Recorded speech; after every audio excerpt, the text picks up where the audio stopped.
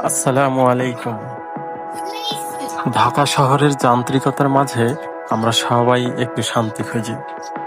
আজ আমার সৌভাগ্য হলো বাংলাদেশের জাতীয় মসজিদ বাইতুল মোকাররমে জোহরের নামাজ আদায় করার। চারপাশের কোলাহল থেকে দূরে এই পবিত্র আঙ্গিনায় পা রাখতেই মনটা শান্ত হয়ে গেল। 1968 সালে নির্মিত এই স্থাপত্যশৈলী সত্যি মুগ্ধ করার মতো। বিশেষ করে কাবার আদলে তৈরি করা মসজিদের এই বিশালতা না দেখলে বোঝা যায়। জোহরের নামাজের পর যখন শত শত মানুষ একসাথে বের হয়, তখন দেখলে বোঝা যায় যে ইসলামের ভ্রাতৃত্ব কতটা শক্তিশালী। আমি চেষ্টা করেছি সেই মুহূর্তগুলো আপনাদেরকে দেখানোর।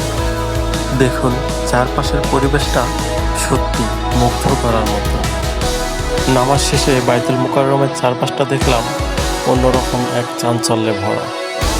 বইয়ের দোকান, তসবির খসড়া, অন্যদিকে সাধারণ মানুষের ছোটাছুটি। দেখুন, এই যান্ত্রিক শহরেও আমাদের আধ্যাত্মিক শিকড়গুলো কতটা গভীরে।